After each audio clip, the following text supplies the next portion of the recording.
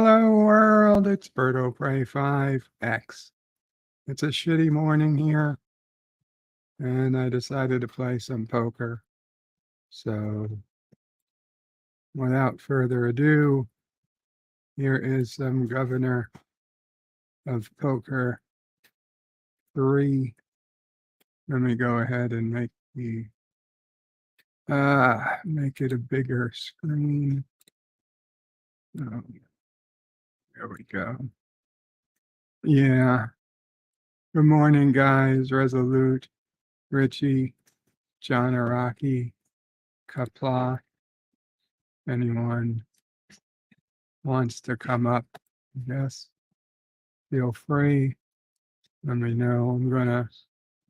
I'm gonna play some poker and give you a health update. Things are not looking great here. I'm down to 204.4 pounds, which, don't get me wrong, ordinarily would be great. I look down at my stomach and there's not a lot of it there anymore. But Jesus Christ, am I having the hardest time eating? Every morning now for weeks, I've woken up nauseous, sometimes vomiting, but mostly dry heaves.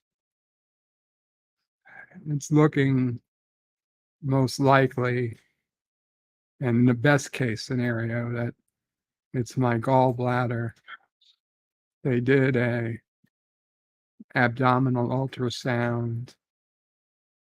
Besides being riddled with stones, which is fairly usual, I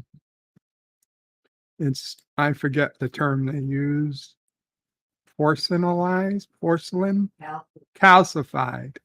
calcified, which means it's hardened.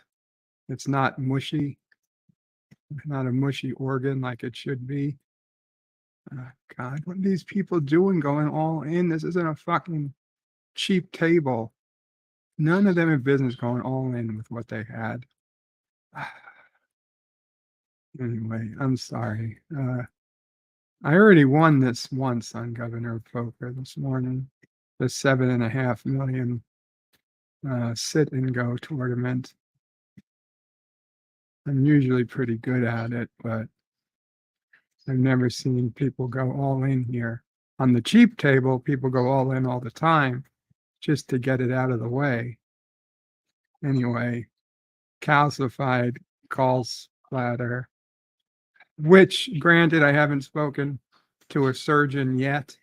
And that's the doctor who's had asked the surgeon to call me twice already over the last couple of weeks. And I don't know if he doesn't want to be bothered because I'm going to be a tough case or because my insurance isn't the best. I mean, it's Medicare, but that's not ideal insurance to have.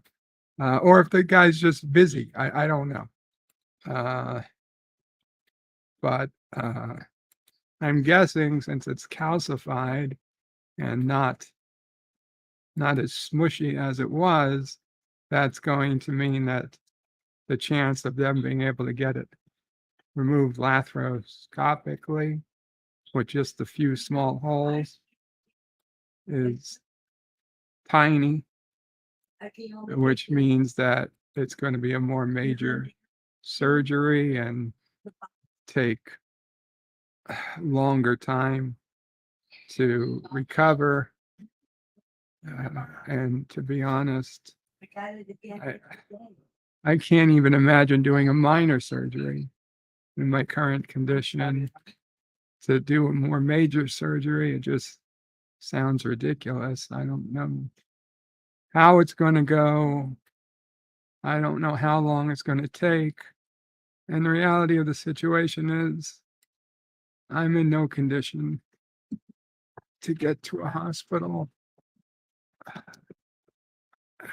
We're in no condition to deal with this. I mean, just on the very most basics level, like what do we even do with Sassy? Sassy's gotten worse over the years. She's always had anxiety about separation, and she hates being away from Mama Pray. And if I go in the hospital, Mama Pray is going to have to spend a lot of time in the hospital, and Sassy can't stay alone, and she can't go with Sisso Prey. Sisso Prey's already got Charlie. She's, there's no, I don't know. I don't know what to do. Sassy does like Camille, but Camille is a busy person. Camille doesn't Well, have, I did think if we had to go. I don't- Yeah. we'd ask Camille, but it doesn't mean she can do it. And even if she could, how long could that work for?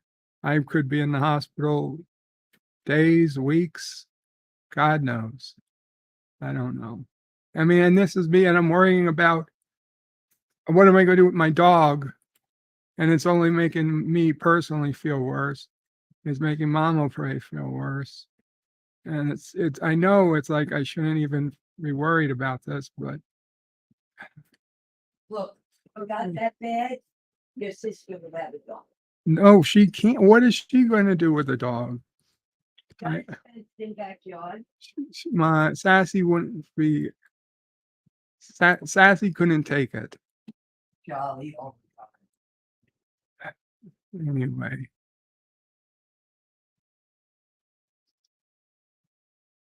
Neil isn't better. Thank you, John Araki. Honestly, the people I know had their gallbladder removed, it was honestly no big deal, but they all had it laparoscopically. Well, cousin Dibs had he had a complication, but most of the people who I know had it done was not a big deal. Good morning, Yvette. I am ill. Anyway,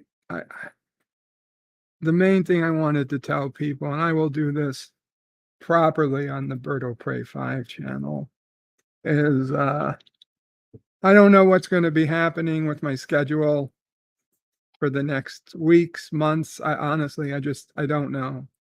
And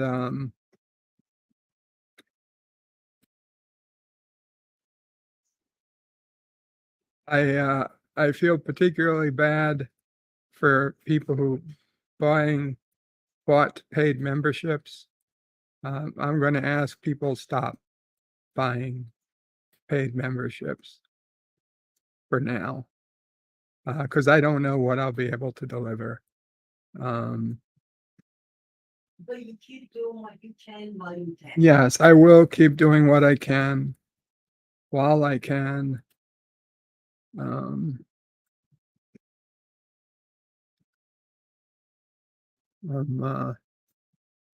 one of the things I want to look at now is a cheap laptop that I could take to the hospital if I needed to, because my current one is not, it's too big. It's actually not a portable laptop. It's a ridiculous gaming laptop, and it's just, I wouldn't trust it. I wouldn't trust it to leave the house. No, Sisso Prey doesn't have any friends that can take after Sassy. Sassy won't literally, she will seize if somebody tries to take her. She'll go into seizures. We've seen it happen multiple times. There's two people in this world other than Mama Prey. Sassy has any to be with. Well, maybe other than Sisso Prey, Mama Prey. And that's Camille and my physical therapist. My physical therapist, he's a no.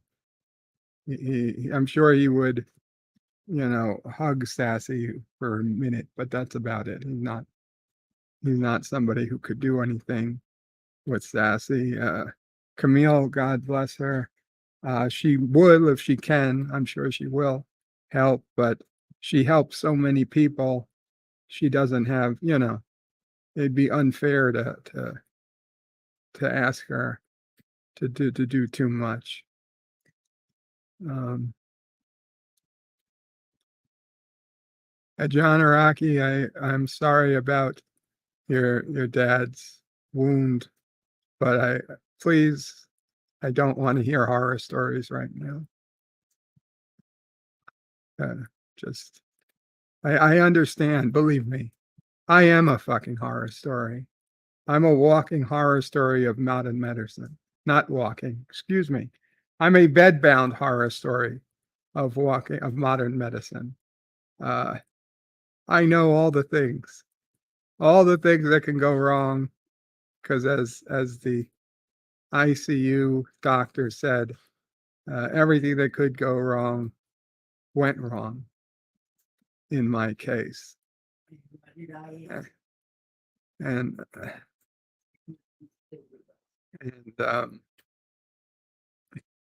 and then a year later, when I was back in for what was supposed to be routine, easy thoracic surgery, all of a sudden I woke up with a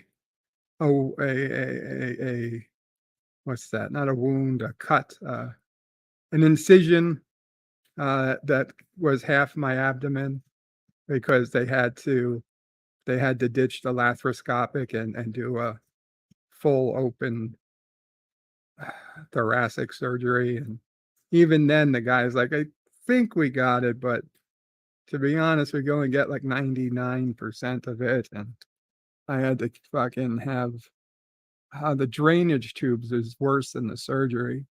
They had to have these drainage tubes in for months. And then when I had my kidney surgery, that, knock wood, went fairly well. Of course, that was but in between the kidney surgery, I had them stick in a stent in the kidney, and that got infected. So that went terrible. That was another hospital stay just for the infection caused by the stent. And that was a ridiculous. Anyway, by the time I finally had the kidney surgery to remove, at that point, the disease stent and the stones, that went fairly well. But even that, they had to give me drainage tubes for a few days. And of course, the doctor was gone the day they were trying to take him out. And the fucking weekend staff kept trying to do that. I couldn't breathe. And finally, they're like, you're never going to have these removed if you don't let us do this. And I'm like, well, I can't fucking breathe. So then I guess they're never going to be fucking removed. And finally, the doctor called in. He's like, why are you still in? I'm like, your staff is saying they can't remove it. And he called and he told the staff to just fucking remove the goddamn tubes. They were trying to take an x-ray or a sonic. I don't know what they were trying to do, but they wanted me to like lay upside down. And I was like, there's no fucking way I can do that. You don't understand? I can't fucking move. And they were like, well, you got it. But they were just like out of med school. They had no fucking idea what to do. And meanwhile, the surgeon he's like top of his fucking field. I was 100% in I was confident the surgeon knew what he was doing. In fact, he was an engineer turned surgeon, so I actually had extra respect for him. And but his staff, oh my God, they were completely worthless. Anyway, these are personal experiences I've had. I know that they're not good. Anyway, the doctor was just like, listen, that surgery went so well. I'm confident you can remove the tubes without taking this check. This was like a check just to make sure the bleeding had stopped, but there was no way that was ever going to work. So he was like, listen, just do it. And they removed it. And as soon as they removed it, I felt so much better.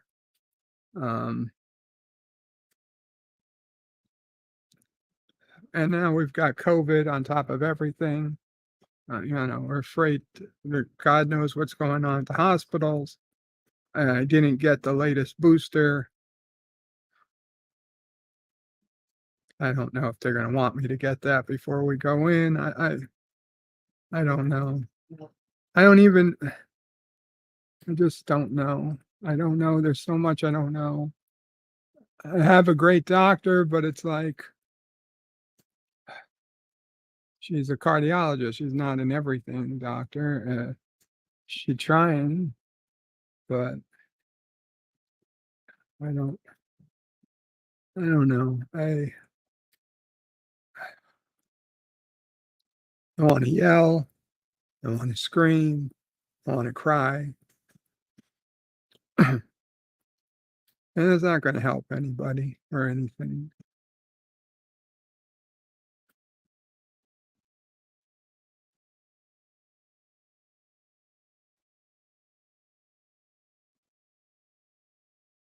And Resolute says, don't worry, Bird, at your weight, low weight, transport to the hospital will be much easier than you're used to.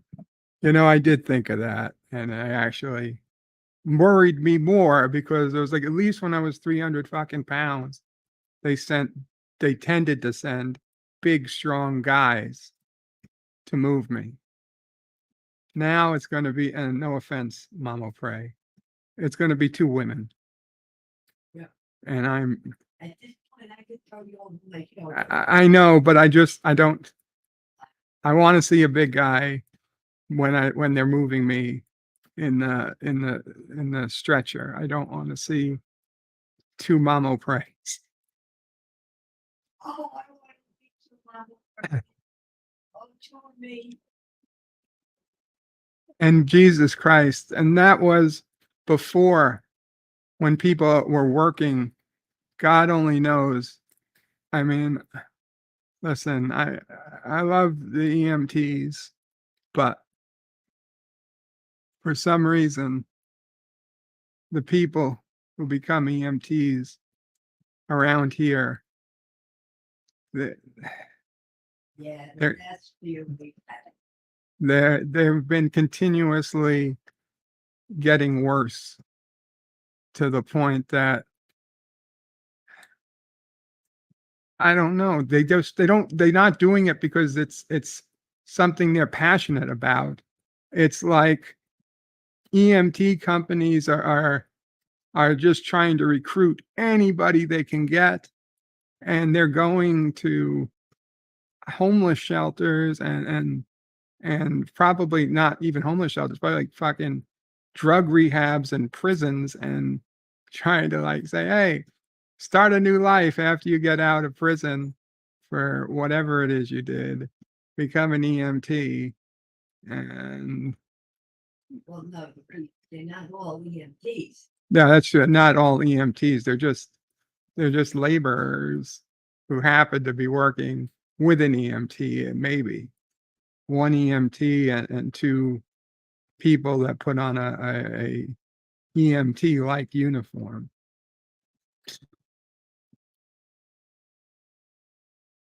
I don't know. I want medical professionals.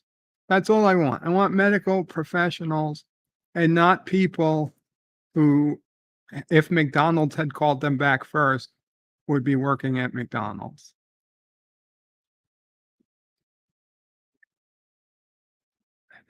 I and it seems like that's too much to ask. Hakeem says, Kapla bird and all. So sorry to hear about what you're going through. Hoping everything goes well. Thank you so much, Hakeem. Guys, I'm sorry. I should be paying you guys, because clearly this is what I would be talking to my therapist about. But of course, my therapist stopped taking me because they don't take my insurance anymore. Because Medicare made the paperwork too hard. So they dropped all their Medicare patients. And they're like, sorry, no, come back if you want to pay cash. I'm thinking, you're not that good. You were okay, but you weren't that good. Yeah, the fucking weekend staff. Eastland says you have cause to worry, but it will get better. I hope so, Eastland. I hope so. Because something's got to change. Something's got to change at this point. We can't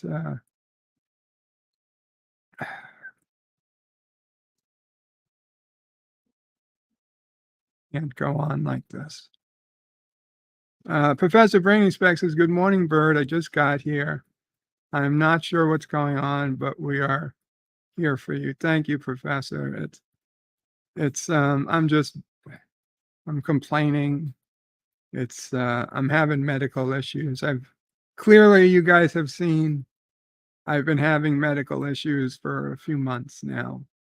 Honestly, I've been having medical issues for a year and a half, 2 years, but uh, there's been very few breaks that I've been feeling good for more than a day.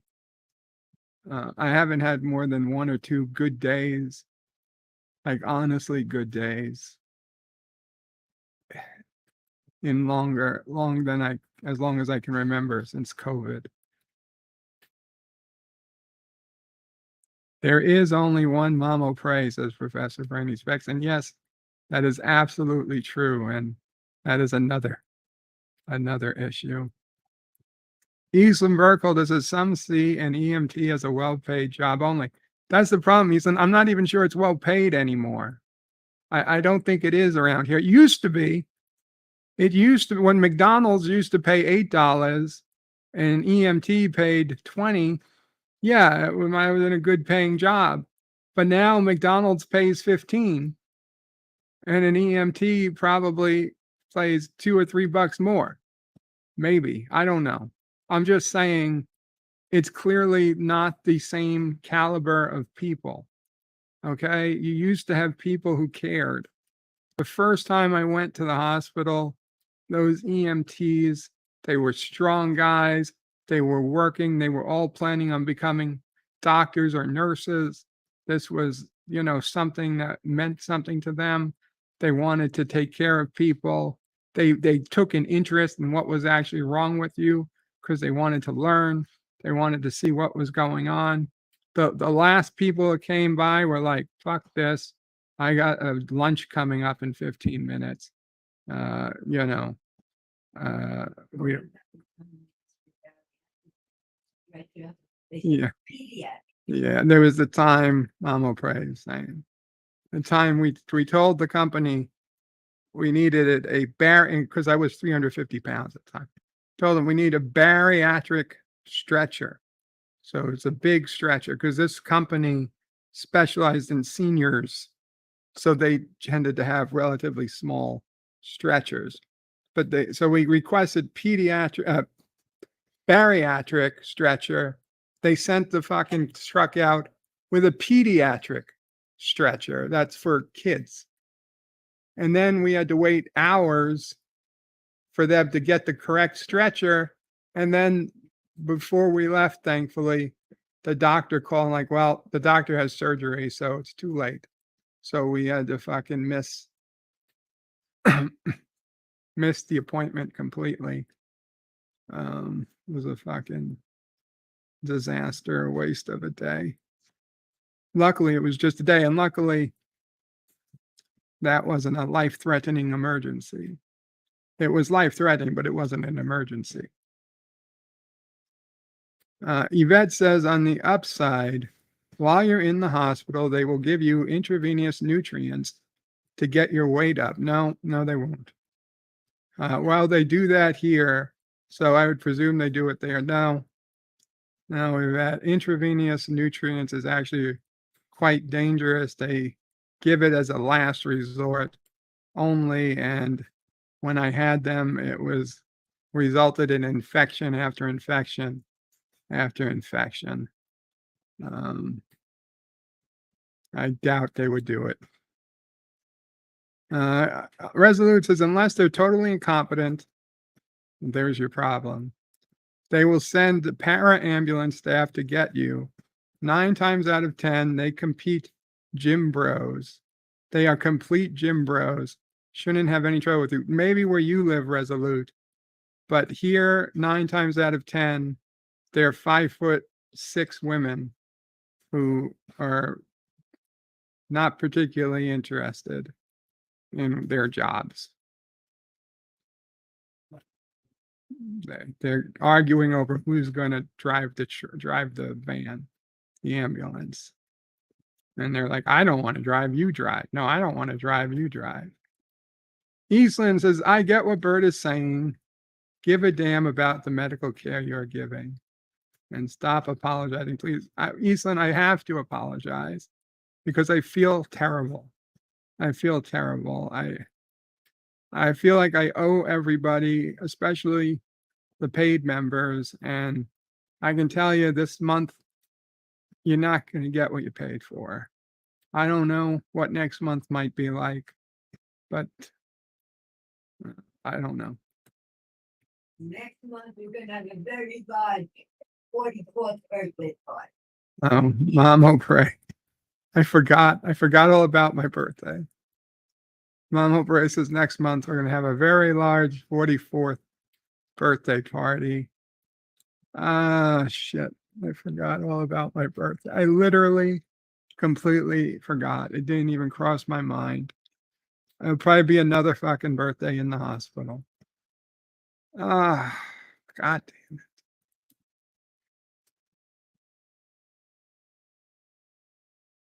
Professor says, I got paid just a little more than someone starting at McDonald's. At least in New York City, Professor. I'm sorry, but maybe it's not so bad where you are. Don't get me wrong. Living in New York City, $15 an hour doesn't go far. And I understand that to a point. Although I would argue that if you're starting at McDonald's, you're not supposed to be able to afford an apartment of your own. Okay? People working at McDonald's should be people who live with their parents or live with somebody else. They don't have expenses like a family. You're not supposed to be paying for a family off your McDonald's income.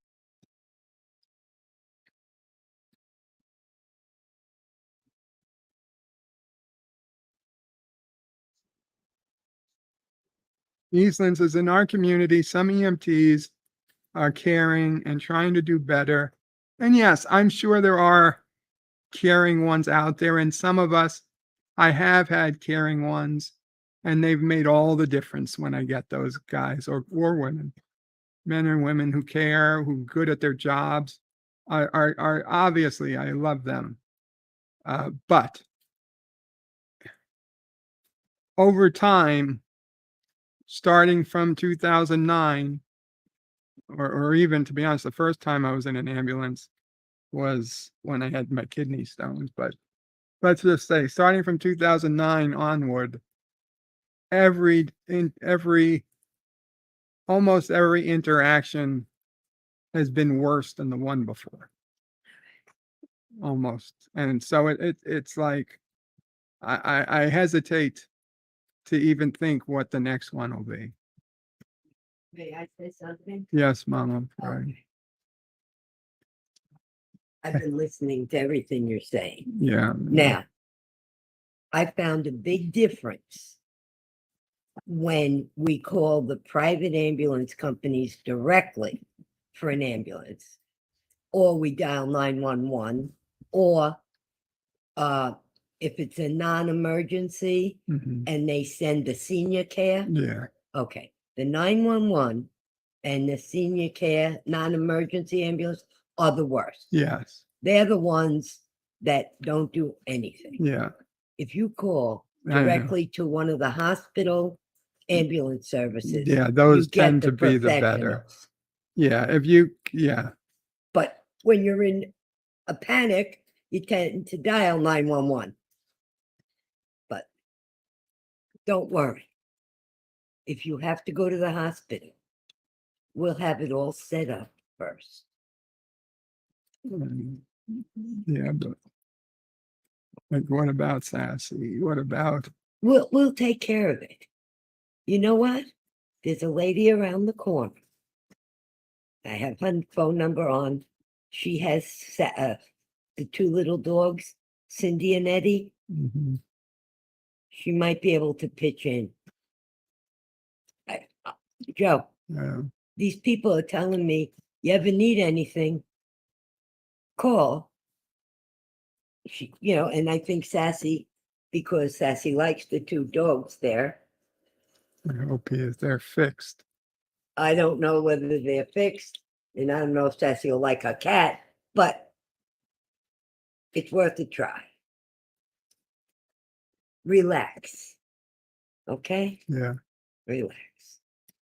Remember, Sassy is a service dog. I bring her with us. Oh God. I'm going now. Come on, smile a little. What you got to smile about? Me. You got me. Mama Pray always wants me to smile, and I try to smile for Mama Pray.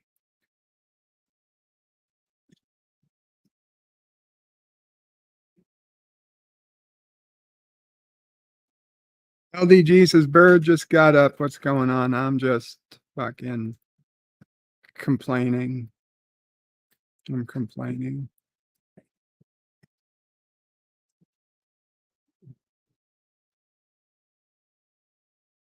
Captain Fandom Nerd says you owe us nothing. I do. No, it's not true.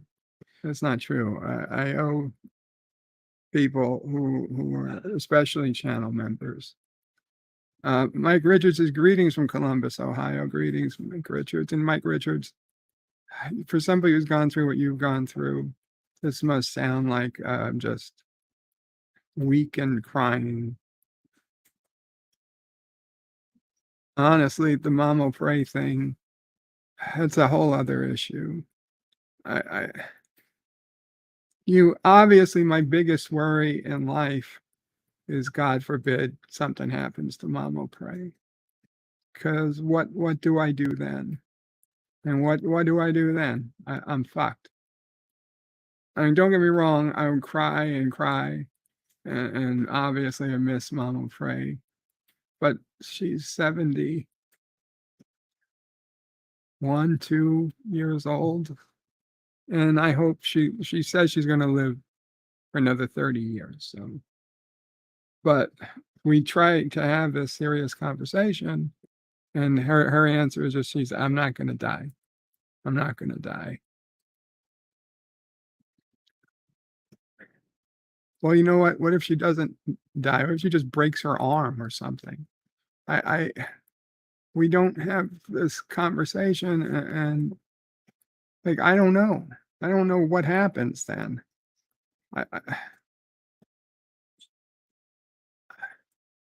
I mean, how, even if we had money to pay for 24/7 nursing, Jesus Christ, it's not that there are competent people anymore. There's no competent people anymore. It's not even a matter of money. If I fucking won the lottery, I would still be scared to death. I would still be scared to death because I just don't know you could hire people who care anymore.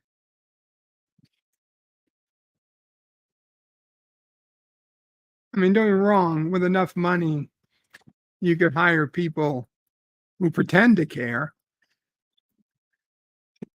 but do they really? I don't know.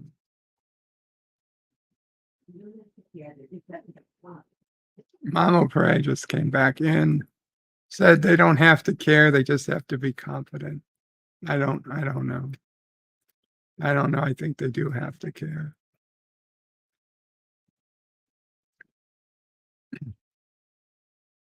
Yvette says, stop worrying about the members.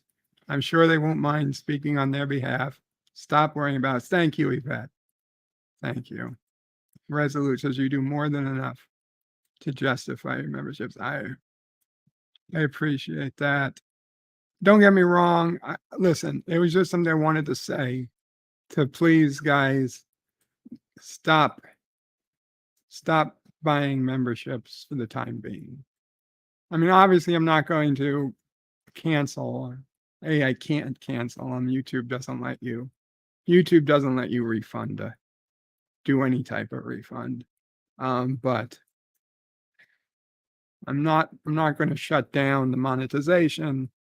But I just, if you care about, member streams and extra content, that might not happen. I don't know. It might not. I'm just saying, don't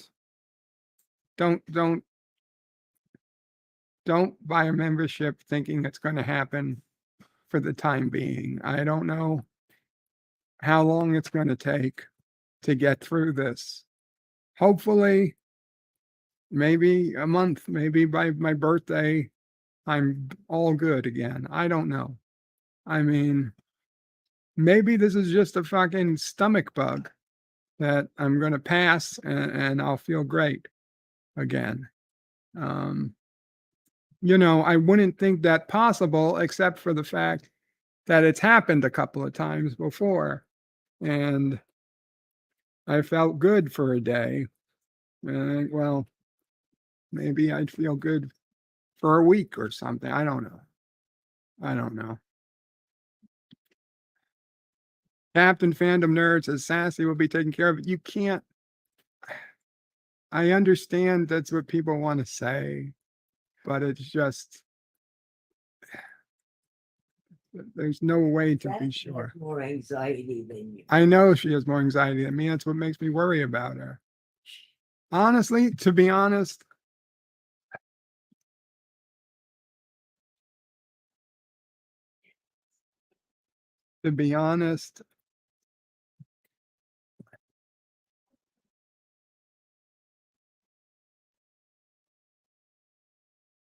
Joe, please. I've Joe, things have a way of working themselves out. I know. Okay?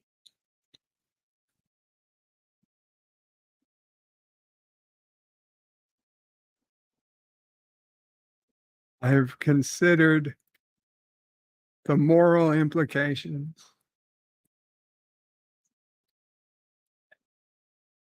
Because I don't want to see Sassy suffer. Okay, well, you know what? We'll do something. We will do something. Joe?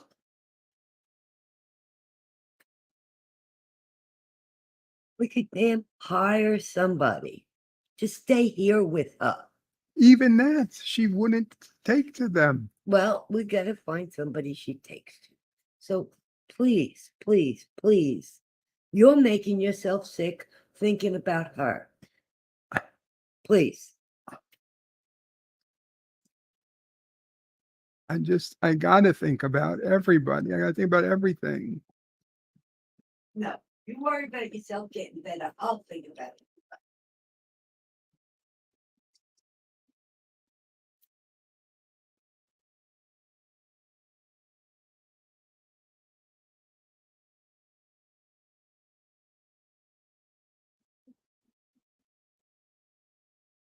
Eastland says, see if these people are for real. And if you can, take it one day at a time. Today, only the nausea and typo filled chat. Did I typo something? Or is just other people typoing? I'm sorry. Eastland says, complain and do it more. It's okay. One has to have a not strong moment. This is definitely one of them. Eastland says, today's problem is the nausea and the medical issues that have to get checked out. Mike Richards is bird of prey. I got the notification late. Whatever happened, we always support our God Emperor. Thank you, Mike. There was no notification. I just went live. 40 minutes ago, I went live at this point, but I was just planning on not ranting,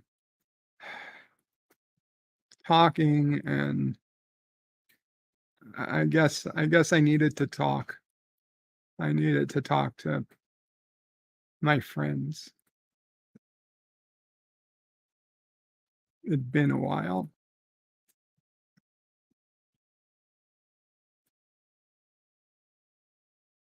Eastland says it's going to get better than this right now. Eastland, I hope so. Hope so.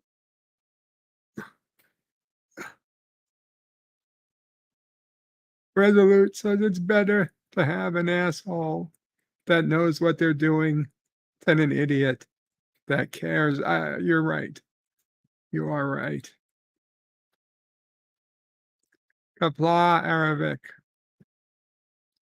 Hail, Kuroga. Wow, Captain Fandom Nerd. I must be pathetic today. He said Hail, Kuroga, and not Hail on Kuroga. Eastlands as a decent person worries about others. This a month worth. I must figure it out one day at a time. Captain Fandom Nerd says, listen to Mamo pray. Eastland says, Sassy worries about you too, and it's going to be better. Sorry to contradict the Emperor, but it's not all on your shoulders. Yvette says, Mamo pray will sort out somebody who'll get along with Sassy. She won't stop till she gets someone. So leave that worry. Eastland says, worries about you too. Sassy does. So tell Sassy it will be okay. I do. I do. When Sassy comes over to me and on my side, I get a chance to pet her. Mike Richards says, please listen to the voice of experience. In bad times, don't look too far ahead or you'll get overwhelmed. Lower your sights one day at a time. That is very wise. Arabic Saunders says, hang in there, bird. We love you and support you always. Thank you. Eastland says, you're trying to figure it out, every bit of it today. That's what I do, Eastland. I see problems, I try to fix them. It's my whole life. I've always see problems, I try to fix them. I see so many problems on the horizon. So many become unfixable. And I'm like, well, I'll hold off another day. I'll hold off another day. The algorithms aren't working anymore. Professor says you should not be worrying about these things. Guys, Mamo Pray can't deal with everything, though. That's not fair to her either. I know she says she will, and I know you guys say she will. But it's not fair.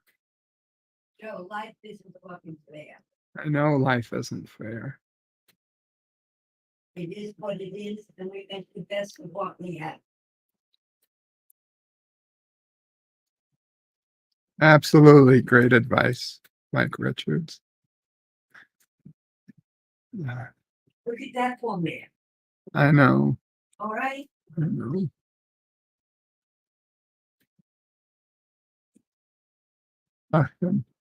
Fucking Google or Facebook, Google. I just got a notification on my phone from Google Photos. Enjoy this memory of Joe DiBiase. Like I'm a fucking memory.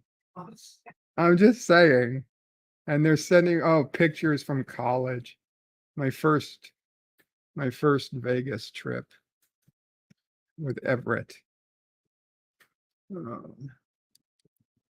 I can Google. Don't worry about the algorithm. LDG can help with that. Oh, you bet. Eastland says, like Mike says, like the 12-step program says, this 5 minutes, I can get the fix it mentality. I get I just have a good plan right now, but I do not have a good plan right now. And Resolute says all problems have a solution. Just don't try to solve them all at once. Richie says Google's always listening. Welcome to the stream, not LDG. Check, check. Hello, Bird. Can you Yes, hear me? I hear you. Hey, good morning, man. Sorry. Good Okay, so I morning. just got out of the shower. I listened for like a couple minutes when I got up. I woke up late today, and I didn't hear everything, but I'm guessing you're having a pretty crappy morning. Yeah, Is you that what's could say going on? that. Yeah. Eastland says, Ugh. did you win on that Vegas trip? Eastland, I don't really remember, but it was a good trip. It was a good trip. So what's happening is I'm clearly going to need okay. It seems pretty clear I'm going to need some type of hospitalization, likely surgery.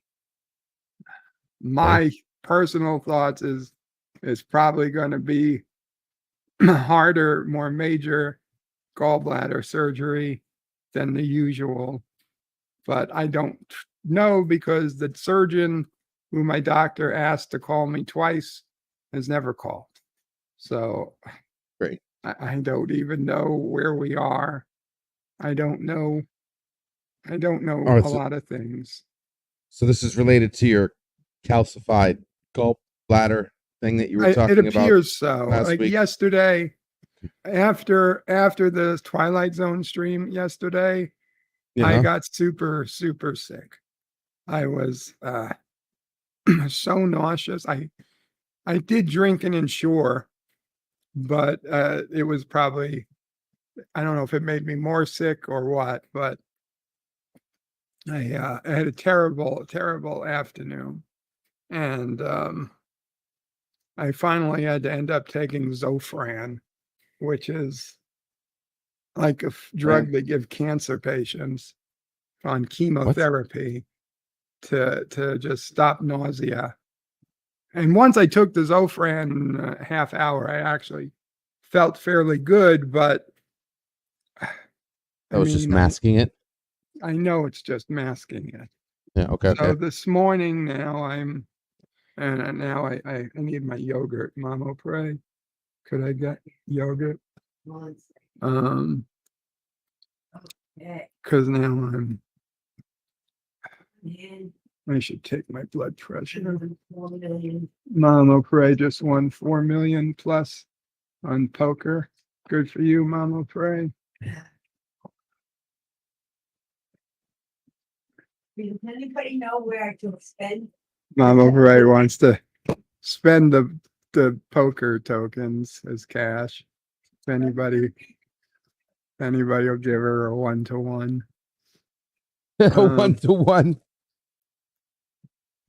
Yeah. Resolute says he got out of Vegas, Eastland. That's winning. Actually, to be honest, I love Vegas.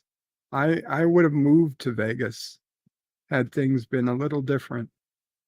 When I dreamed for a long time, when I dreamed, it was Vegas. I dreamed that I was living in Vegas. I'm not a gambler, not a big gambler by any means, but there was just so much to do around there. And honestly, I have such great memories because it was my 30th birthday, the last birthday I was walking for. I had kind of an all-out Vegas birthday. I had friends, family. Mom will pray, dad will pray, sis will pray. That was a good trip. Some loved ones. It's a really good trip. Best memories of my life. Well,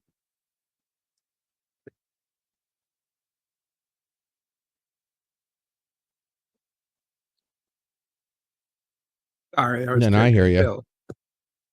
Yeah, totally. Best memories of my life, perhaps only until seeing nephew O'Prey count. I think mine was losing my virginity at 30. Oh, let me brag a little. Oh, okay. Let me brag a little about Mom nephew O'Prey did O'Prey. not hear that. but- No, What? please go ahead. Eddie. Oh, what did it? Don't worry about what you didn't hear. I'll tell you later. Okay. Nephew O'Prey isn't quite 2.5 yet. And not only is he counting, he's adding. He can tell you what 1 plus anything up to 10 is. And now he's working on +2s. He doesn't always get the +2s right, but he's saying it. 7 plus 2 equals 9. That was what I heard this morning before we hung up. So I can brag a little. And you're not going to tell me what. LDG just said that he lost his virginity at 30. I don't know why. No. felt I the said you were you said your favorite you- moment, and I Right, was my telling you favorite my moment. favorite You had moment. good memories And for your I- 30th birthday. I Okay, his favorite Yeah. moment. He was talking about his favorite moment in his life. So your favorite moment in life was losing your virginity at 30? Not really. I was just trying to make everybody laugh. I was going to But say, yeah, because but that goes against other things you've said. Yes. So It was. that It was actually that 18. was a lie. It was was a 18. joke. I'm trying to make you laugh and cover my own ass because I'm trying here, man. I'm not good at the cheer people up thing. Really not. I got to put. We're putting. Can't cheer people up with lies. Bella's getting. Well, this is not a lie. Bella's getting put down today, so I'm Oh, also not no. having the best day. And I'm so sorry to hear that, LDG. she's. They found tumors in her heart, and she's suffering bad. And we scheduled it for today at afternoon. So I'm canceling my road trip, and I'm gonna chill here and hang out with her. And it's gonna be rough for my roommate because Bella's her dog. But we've all gotten to know her, and she's been around the house now for basically a year now, and she's a real sweet dog. Reminds me of, like I said, reminds me of your dog, just a different type. Sassy, very cute, very majestic. She hangs around, keeps her business. She's always happy, and she just we can't watch her suffer anymore. No, don't let her suffer. Don't let her suffer. Welcome, Captain. When I said what I did about Sassy, I was not giving platitude. I was saying she will be taken care of. It's going to be okay. Now, Thank you. I'm not saying it's going to be easy. I'm not saying it's going to be, oh, well, it'll be 2 calls and everything will be fine. No. But she will be taken care of. Okay, so the Sassy thing is she needs somebody while you're in surgery. Is that what that is about? How does she One get of the- along with Prey? Let me ask that. One of the many things that I worry about is what would happen to Sassy if I have to go to the hospital. Because if I go to the hospital, Mom O'Prey then spends a lot of time in the hospital. Gotcha. Sassy can't stay alone for any significant period of time. There's only 2 people in the world other than Mom O'Prey and Sis O'Prey that Sassy doesn't fall into seizures or run away from. And I can't, we'll ask one of them maybe, but we can't you know, don't want to overimpose. And God knows how long I might be in the hospital for. We don't know. We don't know this other person could take Sassy at all. And I worry, what happens with Sassy, because I just fear, God forbid I have to go to the hospital. Mom pray goes, we leave Sassy in the house for the first few hours or day. Sassy's going to go nuts. Fine. Easy. Okay, but somebody has to come clean, feed, whatever. Okay. Somebody, I'm just saying, I think that would be better leaving her here than having Camille take her and leave her alone in her house. I don't know about that. But whatever. Mama prays. That was thinks leaving Sassy here alone, but she forgets. We've tried that. It's been terrible. It did not work out well for anybody. That's why last time Camille took Sassy home with her. Yvette says, Bird, you'd be surprised what people will be willing to do to help you. Sassy will be okay. When again,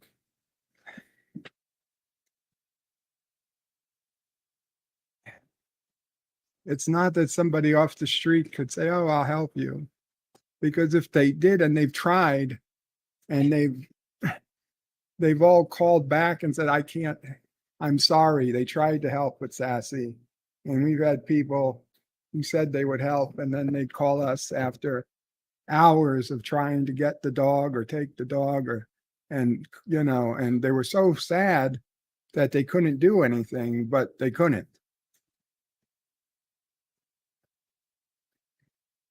Last time I went to the hospital, there was another a woman that I knew through Doomcock's YouTube channel. She was going to come and take Sassy. We left the key. We left the key to the house, outside the house, that this woman who I'd never met, only knew her through Doomcock's YouTube channel. And she lived in Queens. So she was going to come and take Sassy. And she did. And she took the fucking key. She came in my house, a woman I'd never met. And she tried to take Sassy. And Sassy ran away from her. And this woman was all over my house chasing my dog. And Sassy wouldn't go. And she had to call up and say, listen, I cleaned up, I fed her, I left her food, I left her water, but she just won't go with me. And we thanked her. We thanked her tremendously. And she's since moved out of Queens, so I never got to meet her personally. But,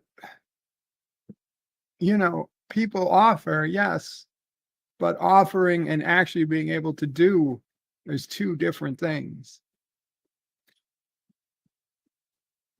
Yep. You're right. Yep. You're absolutely right. Eastland says 12 sets of dominoes for Charlie, color coded. He will learn math. And Eastland says Sassy will be commuting and staying home some. Yep.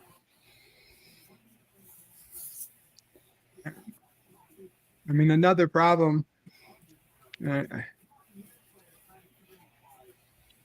I hate to say it, but I blame myself because Sassy never got fixed.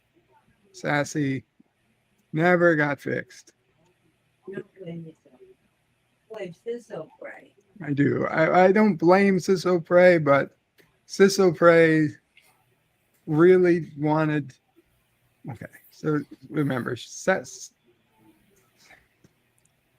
Pray brought Sassy from Texas to here. She was a little puppy. And my friend who was a veterinarian, he's like, okay, we can, schedule her and have her fixed and all this stuff. And that was when Sissel Prey still had a car and drove, and she was living here. And we're like, oh, okay. When we could have done it, Sissel Prey was like, no. What if she wants puppies? Don't you want puppies? I'm like, no, I don't want puppies. But Sissel Prey had Charlie yet, and she really wanted puppies. And it was looking like she probably wasn't having a baby anytime soon. So, okay, well, if she wants to have puppies, then I guess Sassy will have to. Yes, figuring Sissel Prey was going to take care of them. But then Sissel Prey had her own child, and now she is no longer able to assist with Sassy nearly as much as she used to. And Right. so now I'm stuck with a dog that can't be around male dogs.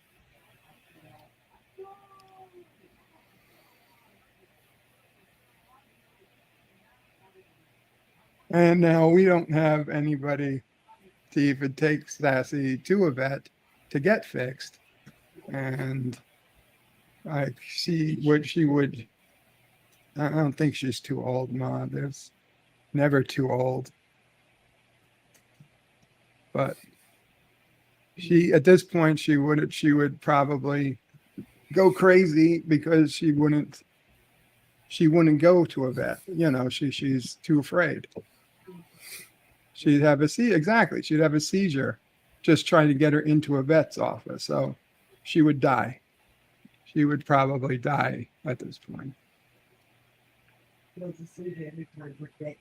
Yeah, she has a seizure when the vet comes to the house just to cut her nails and give her a shot. That's why I was saying, like, I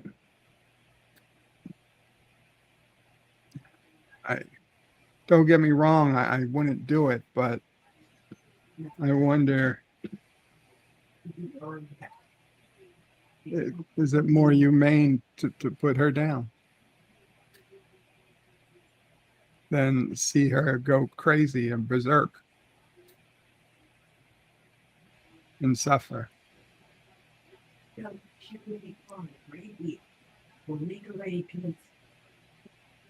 Richie Poole says, so what Sassy really needs is a boyfriend. No, that's the last thing Sassy needs. No, exactly. Yeah. No. Why am I getting the mantis mating ritual in my head right now? They bite off the head, right? Yvette says, damn, I have a meeting. I'll be thinking of you, Bird. Remember me. We love you. And if there's anything, just ask. Any of us. I will see you later. Much love. Thank you, Yvette. Richie Poole says it might help with her anxiety. Yeah. It might help, but having another dog, a boyfriend, I assume is what he means. That's what Right. Sissel Prey is trying to convince. Oh, Sassy needs another friend. That's what it says. Fuck. And then I get 2 dogs and no help.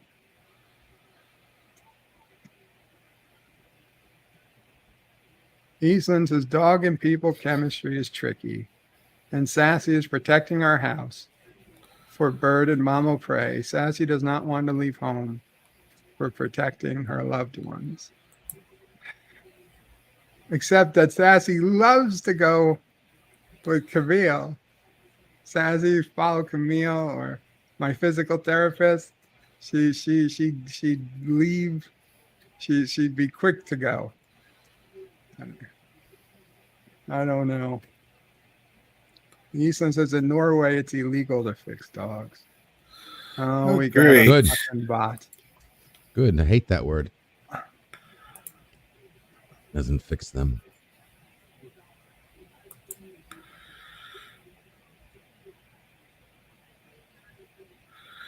Thank you, Mike Richards. You got to it before I could.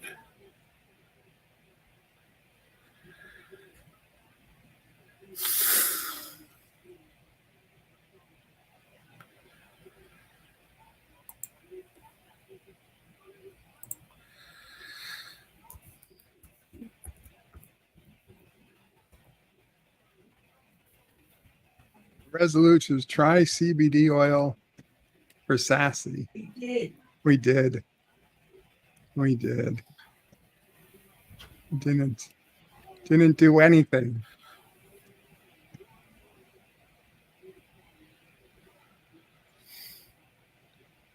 We talked to her vet. The vet gave her 2 prescriptions. We give her this combination of pills. It makes her tired, but she still has a seizure when the vet comes to work on her. Even taking the pills.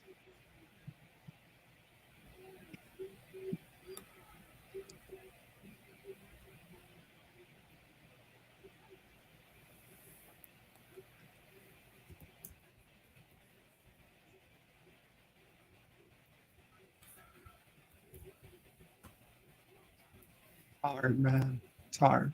The algorithm must have heard us. We're talking about getting Sassy a date, and yeah, Mr. Tinderbot pops up.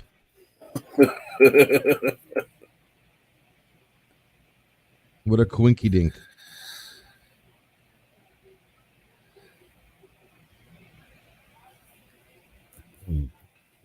Yeah. I don't think I'm going to be driving this morning.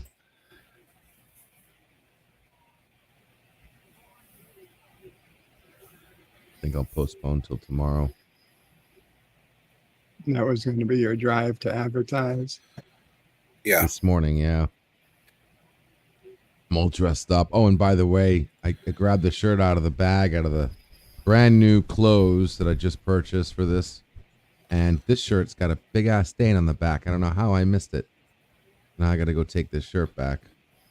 Hopefully they give me a discount for the trouble of having to drive all the way back over there. But you're still Yeah. wearing the shirt. Yeah, I'm wearing it. I still got the tags on it and everything. I was thinking of going over there maybe this afternoon and just showing them and swapping out for another shirt. Obvious, I'll take the shirt off. Good idea. Yeah.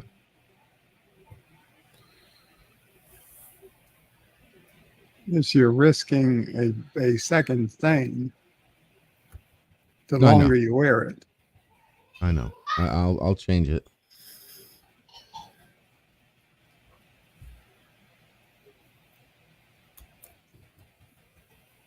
Yeah, but you don't spend that kind of money at a place like that.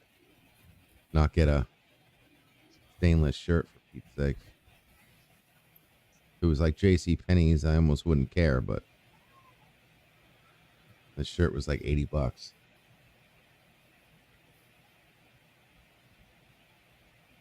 $10 to make, $80 to sell.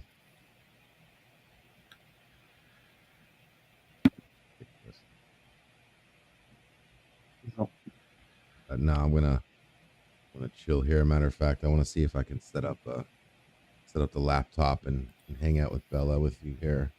Kill get 2 things done at once. You can use the phrase "kill 2 birds with 1 stone." I caught myself. Okay, sometimes that not the best thing to say sometimes. Mike Richards says, I've got a doctor's appointment at 11 a.m. If I disappear suddenly, it means my cab arrived. Best of luck, Mike Richards. Best of luck. Thank you so much for your wise words today. I do appreciate it.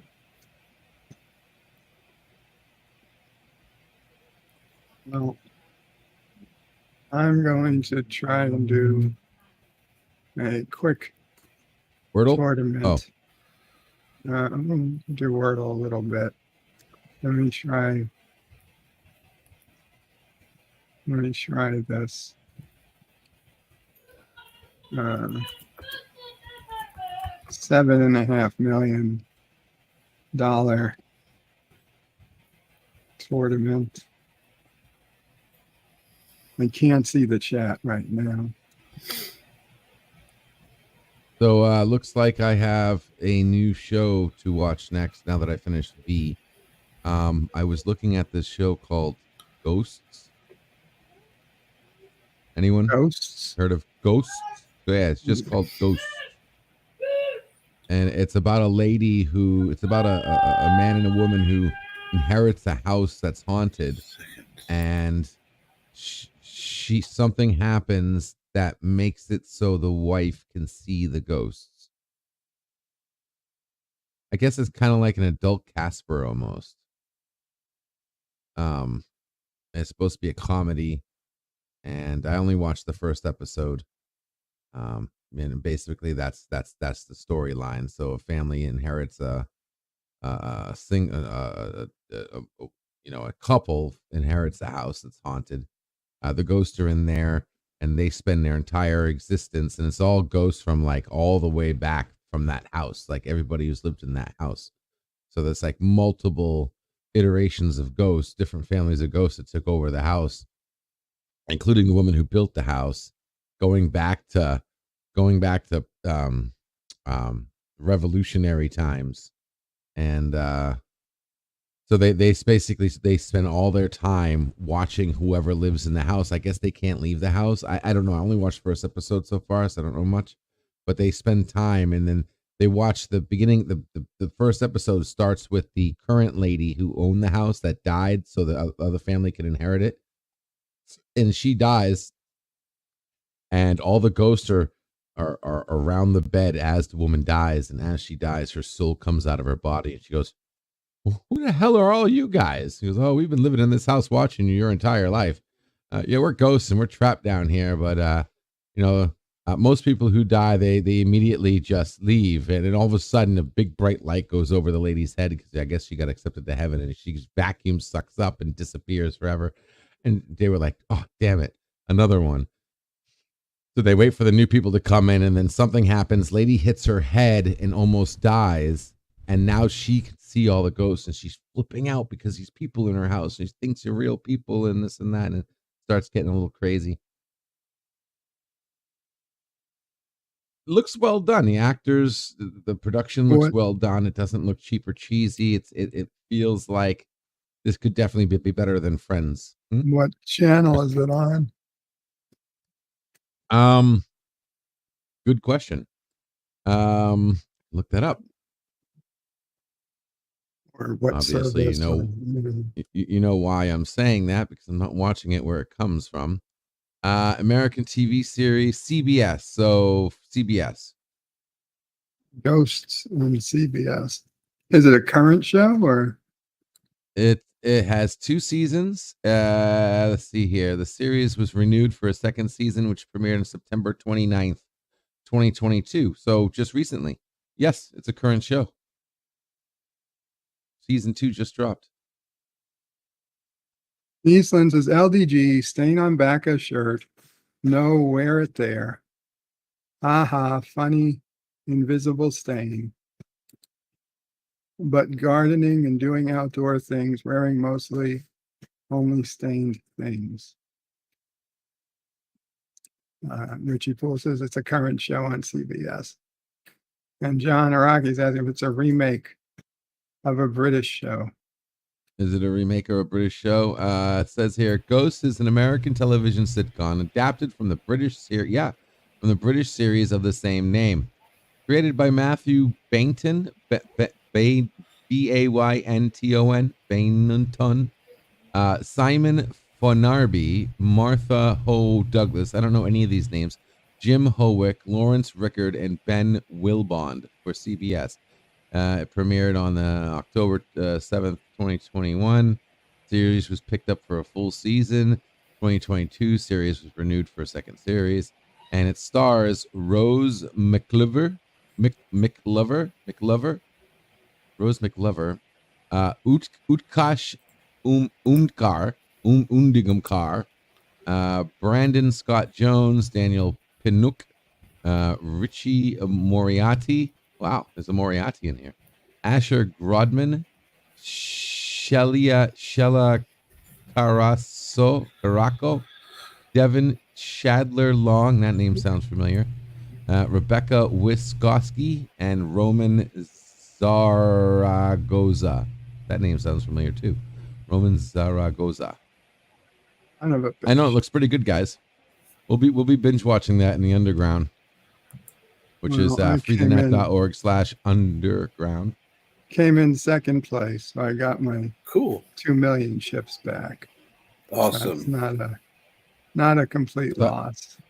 I thought you lost. Actually. Like, aren't you still down from your last big loss? You were, or did you get that back? I mean, already? I'm not as high as I had been. I was up to 210 million at one point, but I'm up from my low. I'm at 170 million right now. Doesn't matter. Resolute was better than Friends. That's a very low bar.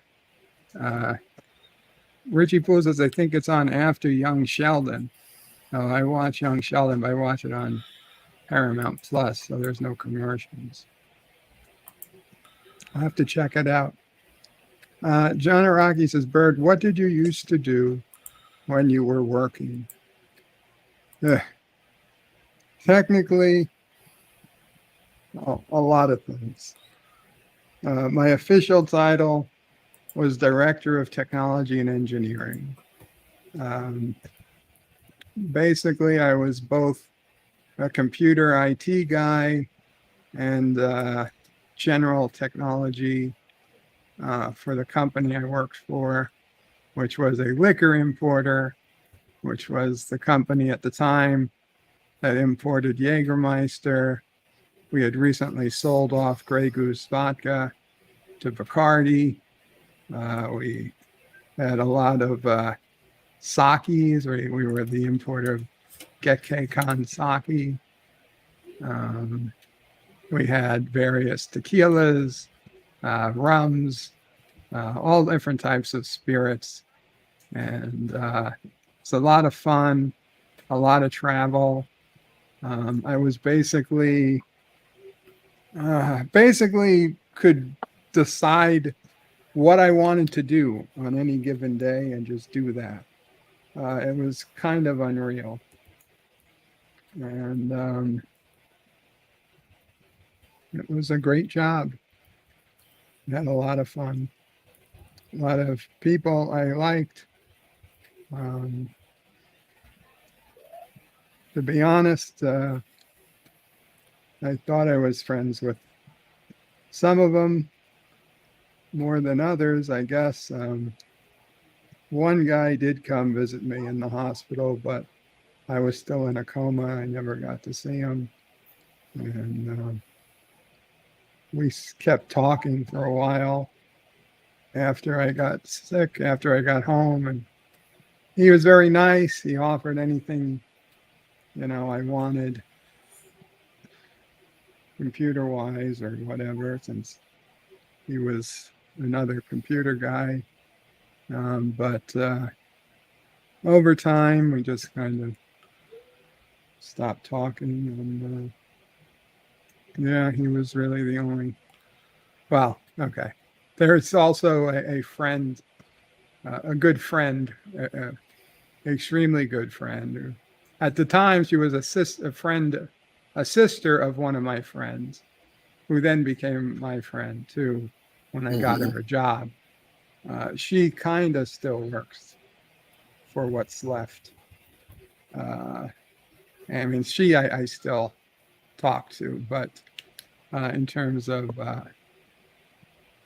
people I only knew from work, there's a small Facebook group for some of us, but I say I really haven't spoken to anybody on the phone for many years. Yes, Mama. Right. Somebody called 31. Oh, you're playing against somebody called Jeep 31. I can't say I know them.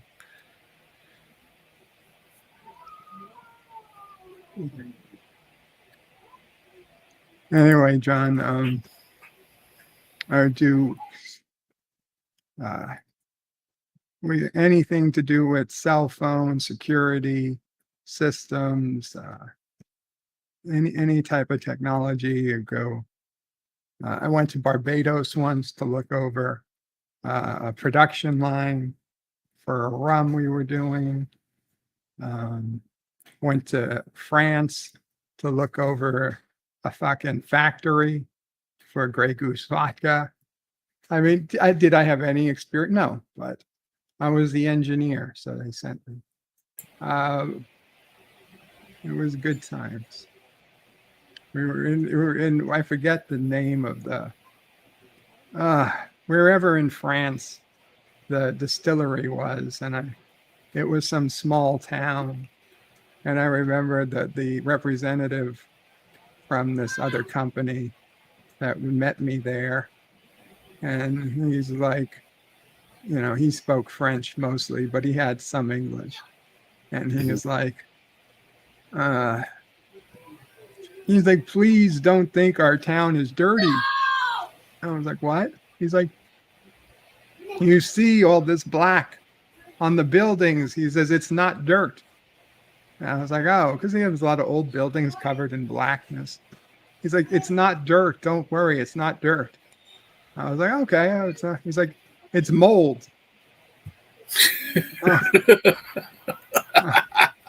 I was like, what? He's like, no, it's not dirt. It's okay. It's only mold.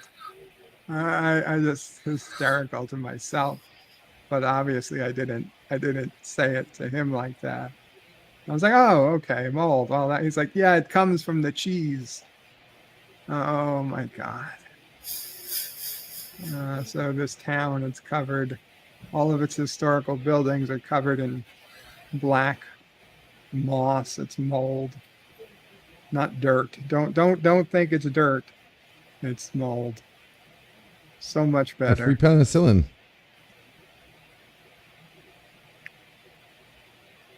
Right? Isn't that how they make penicillin? It is mold. Penicillin is a mold. Yeah. John Araki says, have you ever used R and Python? I'm not a fan of R. I've heard of Python. I did not use it really. To be honest, I've never heard of R. Never heard of R. Heard of Python. Used it. I used to He might use, be. He might have misclicked C. oh, C, of course. C, I learned C I learned C before college. So my freshman year of college, in fact, before freshman year, the day we were signing up for classes, I went in and I was doing computer engineering, which was a new course. It was actually electrical engineering with computer option, they called it. And it was fairly new. And I didn't realize it, but the engineering department and the computer science department were kind of at war with each other for the future of, the future of computer sciences or computer engineering. And so when they saw I was an engineer, not a computer science major, like all the fucking professors kind of had a beef with me. And they were like, oh, you got to know, you got to know C on day one to take this Nah. class. And I was like, What? okay, fine, whatever. I'll learn C. I didn't give a shit. So I still had like 2 months before classes started. So I went out, I bought the book, learn C in 24 hours. And I went through the book and I learned C because I already, I knew basic. I knew a few things. So I knew I'd be fine. So the class starts and nobody fucking knows C but me. I'm the only one who knows C. The entire semester, I knew Lovely. more than they taught us. Every fucking class was just a waste of my time. I knew everything. So that was an easy A. Hell, I knew more C from reading that book than they taught over the first year and a half. in Wait a second. computer They were science. teaching C too in the class? Teaching C. Then why would you have to know something that they're teaching? That doesn't make sense. Because I don't know, because the teachers thought they would be able to get away without teaching C, I guess. They thought that the other students would all know C already. I don't know why, but that's what I'm saying.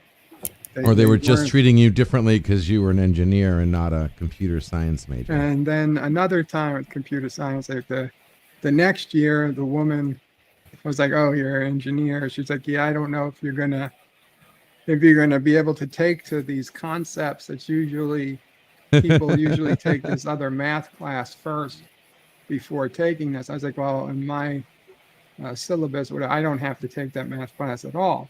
She's like, "Yeah." Well- She's like, "I don't like that particular, you know." I was like, "Well, I guess we'll just have to see Bird. how it goes." So Sure. the Sorry, very certain first, concepts. I'm sorry, real quick. Certain concepts like how 1/2 and 2/4 are two different numbers. No, because that's not Sorry. a real concept. But the day of the first test comes, and I was the only one to get 100 on it. So I said, or she looked at the test score and was like, "Okay." It's like, "I guess you'll be okay." Yeah, I guess so. It was another easy A on that class. College was just like ridiculous. I would do 80, I would do the 20% of the work that got me 80% of the credit. Although for a lot of classes that was funny to get the A. But I didn't stress over getting an A minus or a B plus. But, for my engineering classes, it was mostly A's. Hell, for even my non-engineering classes, it was mostly A's. To the point that, and this was, I don't know, it wasn't cheating, but I felt bad that one engineering test I really did fuck up on. The professor got my test back and stopped the test. He said, "Forget it." He's like, "We're not going to take this test. It's not going to count." He's like, "Cancel the test." He apologized. He's like, "Obviously, I taught this poorly because Joe here did so badly on this test." He's like, "It must be my fault. So I'm going to Wow. reteach it." Wow. I was like, "What the fuck? This doesn't really happen, does it?" But it did to me. It did to me. It really happened. So the one test that really would have screwed up my grade point average got thrown out so the teacher could reteach it. Because of you. I'm sure that Because of classroom me. was happy for you. Sure, you were popular that year. Josh Street, Guess it's been a long stream, Josh Street. I'm having a lot of problems this morning. If you want to hear some serious emotional baggage, rewind. It's not a usual stream. No. Mike Richards had a C. I remember the teacher asking some of the kids in the class, "Do you have experience with C?" And the kid's like, "Yeah, C, C plus, C plus plus." And the teacher looks at him. He's like, "What?" He's like, "C plus." The kid's like, "Yeah, C plus." And the teacher's like, "There is no language called C plus." And the kid's like, "What?" He's like, "There's C and there's C plus plus. There's no C plus." And the kid was like trying to argue with him. Maybe he was thinking of C sharp. No, C sharp didn't exist in Didn't exist yet. 1999. No. Josh reads as a vertebrae 5 triple extreme this early, and I read that. Kapla Captain MKG and Bird Very good. setting the curve. Yeah. Yeah, I was the curve setter. Organic chemistry. No, I'm sorry. Yeah, organic chemistry. Organic chemistry is one of the hardest undergraduate classes they offered. And a test where I really thought I did badly, it turned out I had the highest score. And then, and I've told this story before, but it bears repeating, the biggest divine intervention in my entire life to that point, possibly at all, was Calc 2. Calc 1, I got an A. It was easy. Everything I knew I'd already done in high school.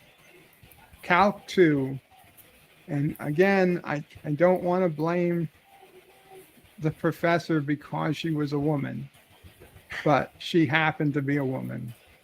And her method of teaching did not resonate with me at all. Okay. I didn't understand I had other female professors that I did great with, don't get me wrong. Mhm. But this particular one, something about her, just whatever she was talking about, I found it impossible to follow. Like I felt like she didn't know perhaps the work. Like maybe, I don't know. Maybe she was brilliant. Maybe she was just too brilliant that I didn't get her. But whatever it was, Calc 2, I was doing terrible. I was getting 40s and 50s on tests, 60 at the best, out of 100. Right. I mean, unheard of bad scores, and not just for one test, every fucking test, all semester. I think the best I got was a 65. And I was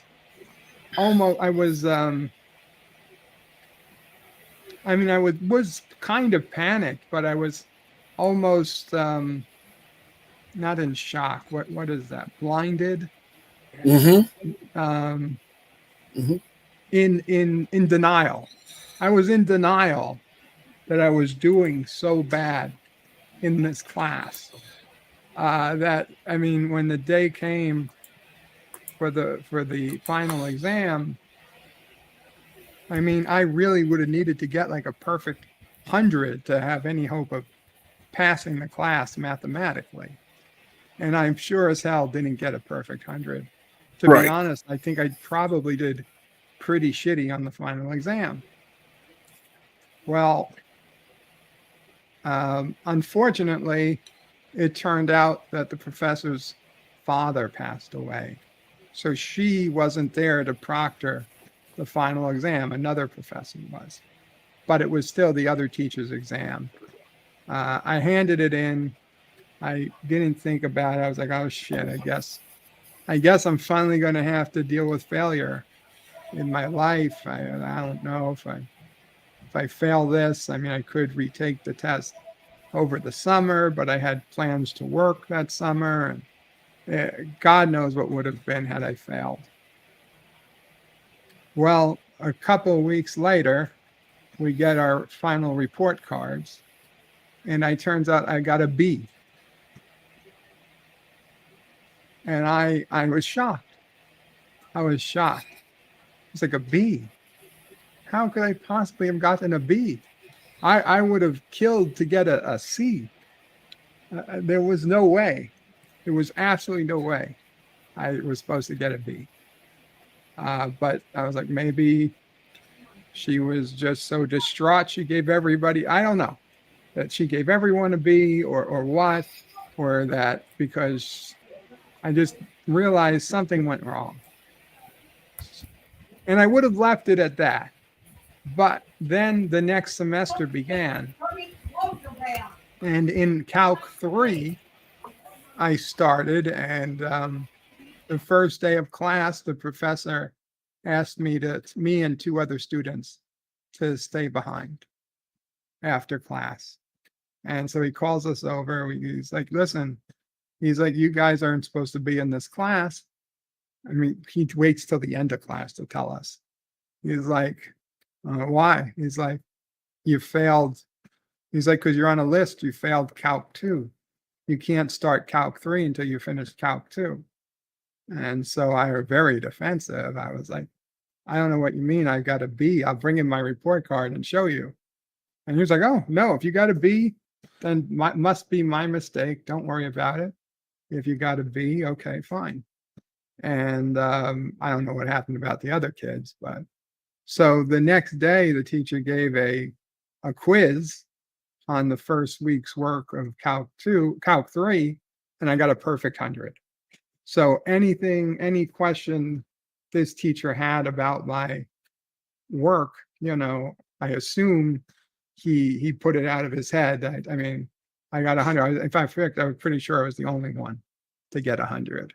So I was literally his best student. And, as the semester went on, it was 100 after 100 after 100. Like 3-4 weeks in, I get another note from a fraternity brother. And he's like, listen, you're on a list of students who failed Calc 2. Do you need help? Do you need to be tutored? We'll tutor you. I'm like, no, I didn't fail Calc 2. I got a B. I was like, and I'm doing great in Calc 3. And he's like, oh, I'm sorry. He's like, it must have been a mistake, a paperwork mistake. And so that was the last I ever heard of it. And, if anybody ever would have suggested that I should have failed Calc 2, they would have gone to my report card. I had an A in Calc 1, an A in Calc 3, an A in the next math class, an A in the math class after that. Who would really believe that it would be AFAAA? So it just never, that was it. And even though I know I should have failed Calc 2, for whatever reason, I got a B. And looking at the report card, comparing it to all the other classes, the B looked perfectly fine. The B was probably one of my lowest grades I ever had. And 3 years ago, I tracked down the professor. She was on Facebook. She's still on Facebook. And I messaged her as a former student. Actually, and she accepted my friend request. Then I messaged her and I said, listen, I don't know if you remember any of this. It was the semester your father died. And I explained that I was a pretty poor student in her class. I didn't think I was supposed to pass. I thought I probably was going to fail, but I ended up with a B. But I was also on report that I had failed. And I said, do you by any chance remember any of this? Do you have, any idea what I'm talking about? Right. And then she never responded. So I assume she must think I'm just crazy. Yeah, differential equations. That was it, Captain. Differential equations.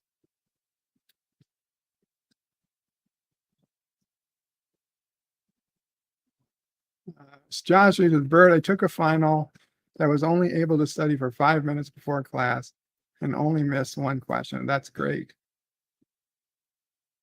Gap after dark, says Kapla Bird. Hello, everyone. Hello, Gap.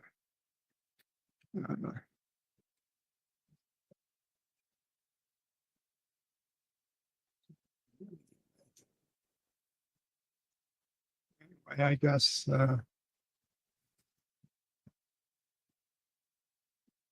Araki says that calc story resonated with me and my experiences with business finance. Lol. Good morning, John DeMarco. I don't know. I honestly I kind of wish part of me wishes I had an answer. Another part of me is fine not to have an answer. Because if I really wasn't supposed to pass, I don't know. That's why I claim it's divine intervention.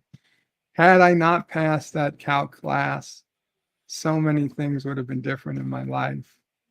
I probably never would have gotten the job I got.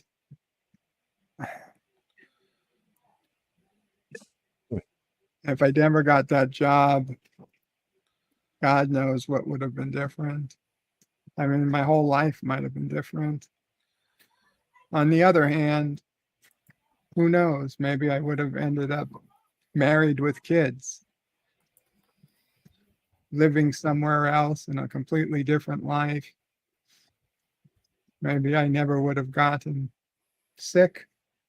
Or if I did, maybe things would have gone differently. I don't know. I don't know. Happening in another universe. Yeah, another multiverse somewhere else. Hello, Cody guy. Kapla. Joshua says, Bird, you are crazy. And this is all a fever dream. I wonder about that too sometimes, Josh. I wonder if I woke up, what age would I say, yay, thank God I have this all to do over again? Or would I wake up and say, wow, this is going to be terrible. I have to repeat this all again. I mean, if I woke up and this was all a dream and I was 30 years old again, I hadn't gotten sick yet. Dad O'Prey was still alive.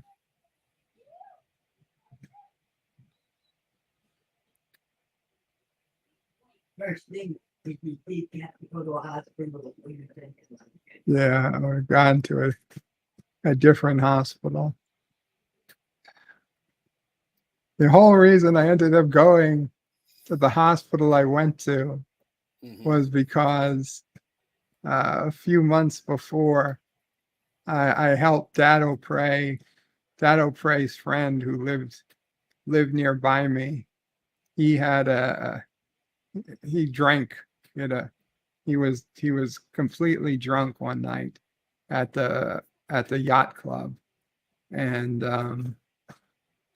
literally needed to carry him home.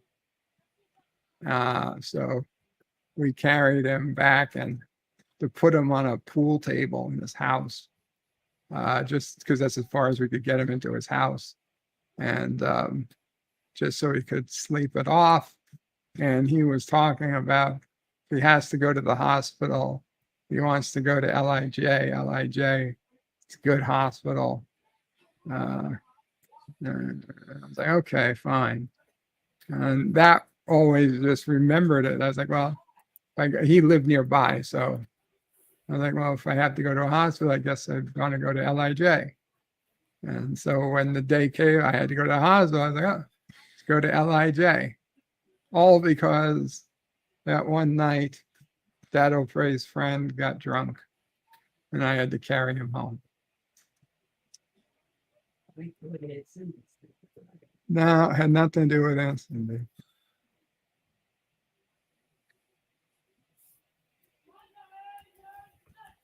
John Araki says, imagine Bird at college today, BLM shirt, blue hair, president of the Diversity in Coding Club. Oh, no. No. Me in college today would have probably don't get me wrong. I, um, I, I knew even in 2000 to 1996 to 2000, my college years, I knew my political opinions were not welcome in most of my classes. The one professor who I'm surprised they even allowed to teach was that organic chemistry teacher. He was from Texas, and he had more Texan values, and like he was constantly at odds politically with the class, um, and but he was a good guy. At least he seemed to be. But other than him, most of my classes, I wouldn't say I lied, but I pretended to be more liberal than I was because that's what they wanted. So I have no problem playing the liberal when I know that's what the teacher wants to see. Uh,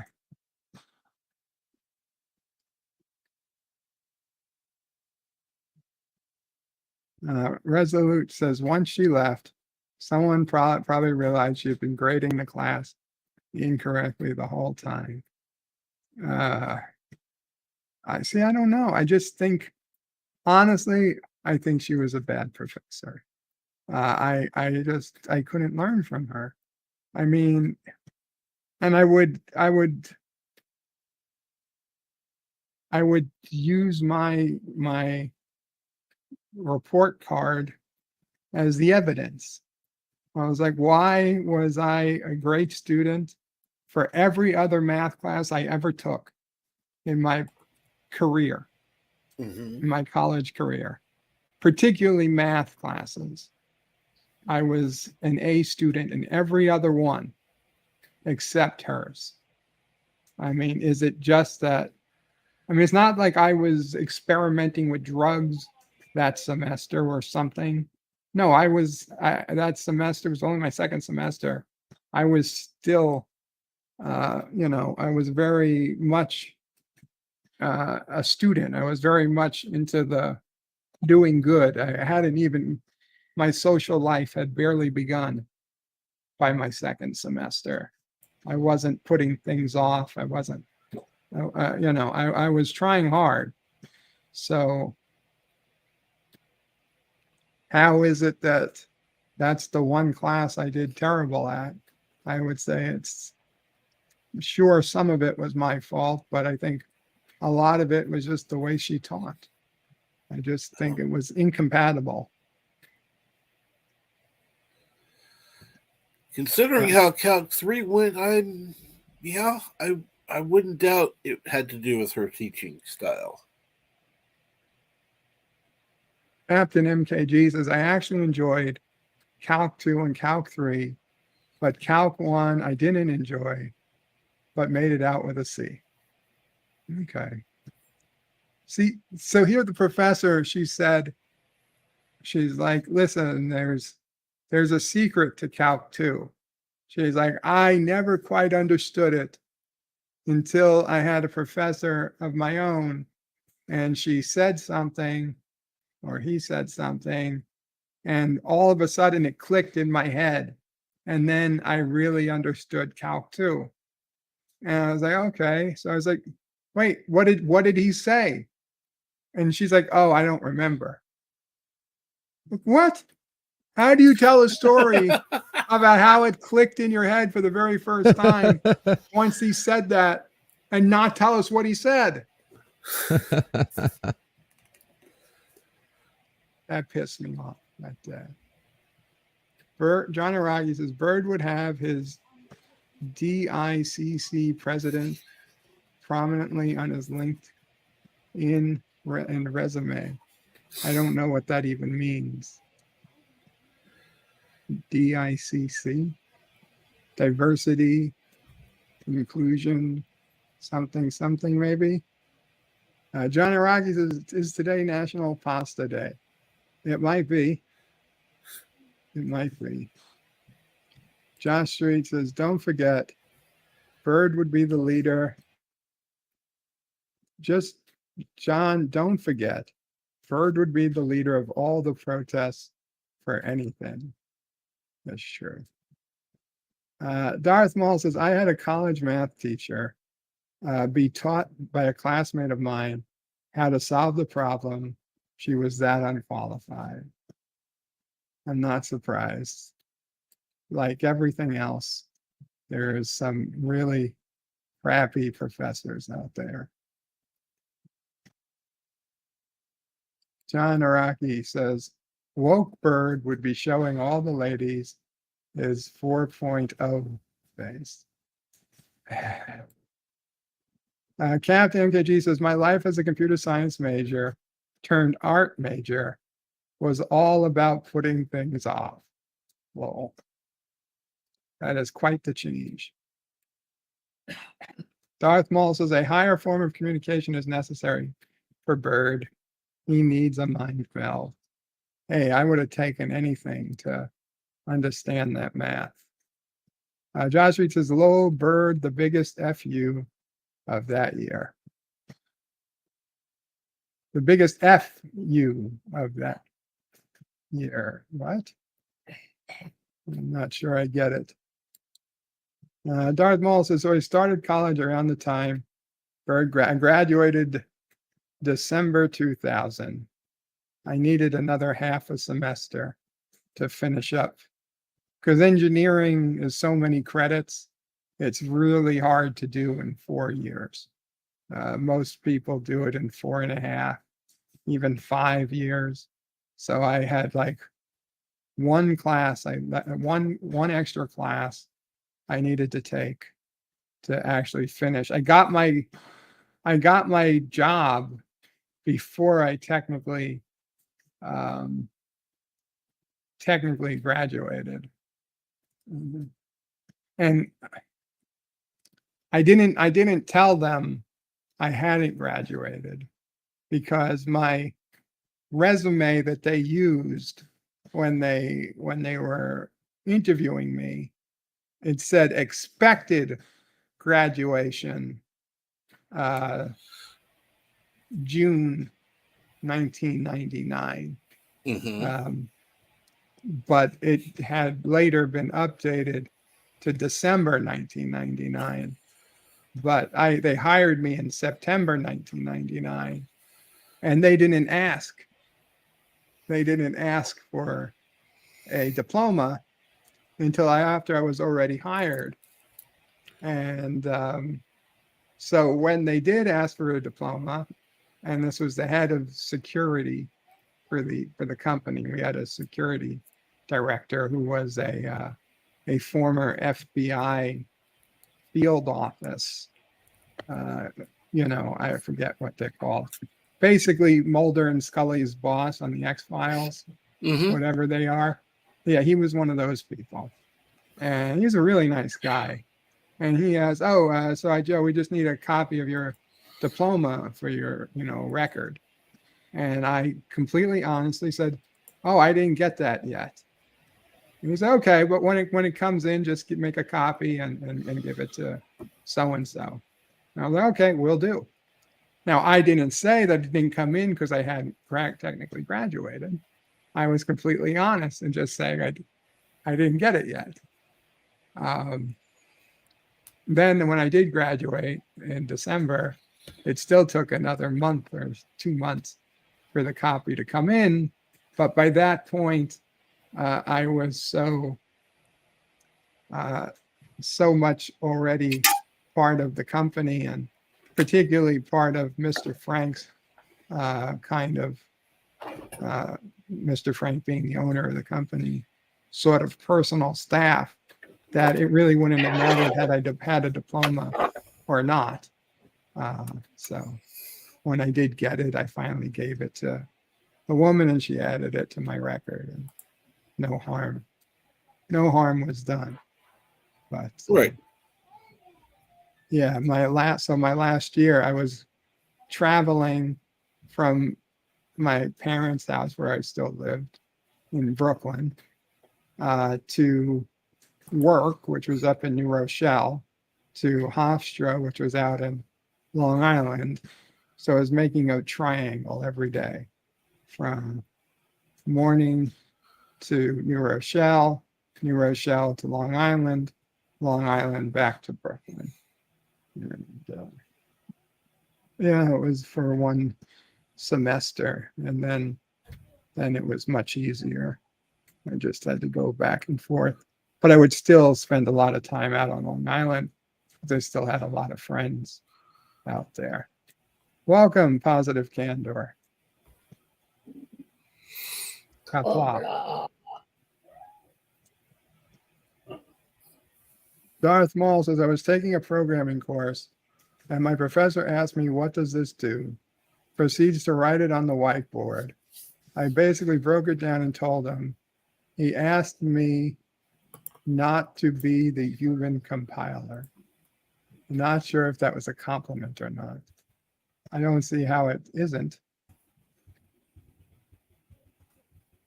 Richie Poole says, Bird, was your Calc 2 professor hot? Maybe you were distracted by her beauty. No, Richie, my Calc 2 professor was the complete opposite of hot.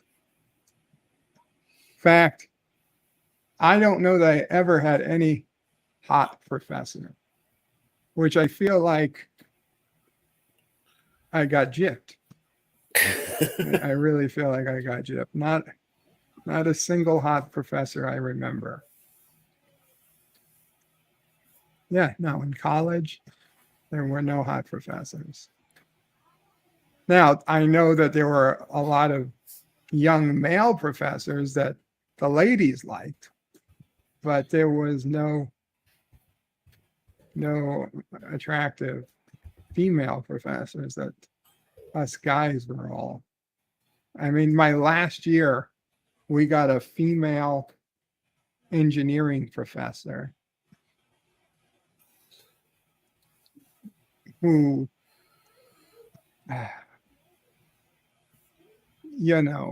kind of big glasses and like dressed funny and kind of a woman engineer stereotype, but not ugly, but not at all attractive.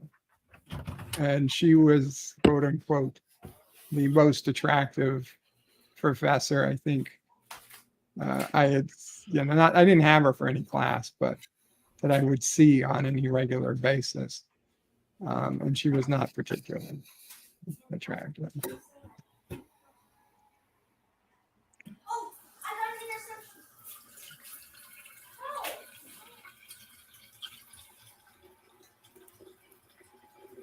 In fact, the thinking back, I don't know that I had any particularly hot teachers. The cutest one, okay, was a high school teacher. She was a lesbian.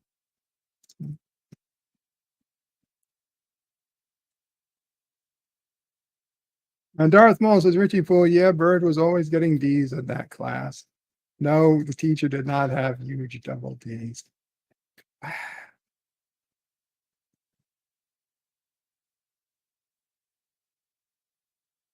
Josh Reed says, even in Bird's college life, he wanted his liberal harem, AOC and Pelosi. No, I would have loved to know AOC in college, but not Pelosi.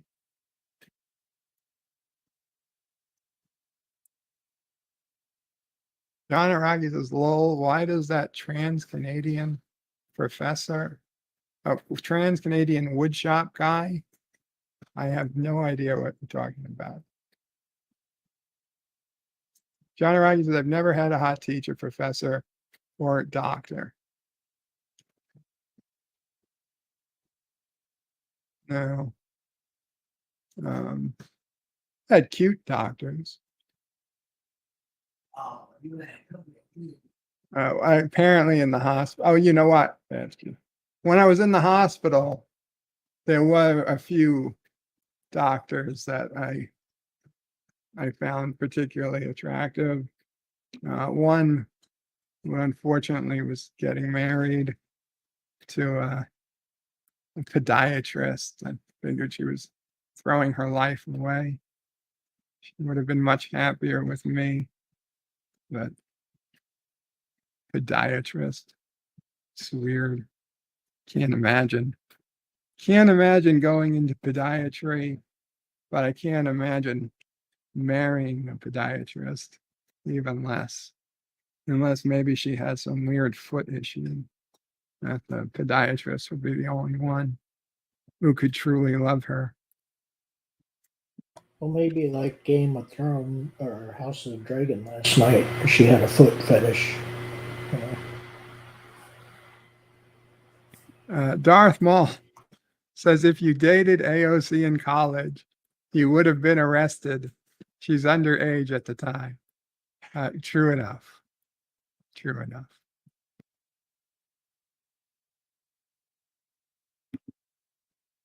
I'm sorry, positive. Game of Thrones. I mean, House of the Dragon last night. The Oh. guy has a foot fetish for the Queen's feet. So he was jerking off to naked feet, for crying out loud. I was like, really? He has a foot fetish? Is that where this show is sunk to? Yeah. Yeah, I don't watch, but I'm not surprised. Josh who said, I'm sorry. Josh who said, Bird, the only reason we took French in high school was the hot teacher where she wore mostly see-through blouses. Well, I would have taken French, but no, that wasn't an option.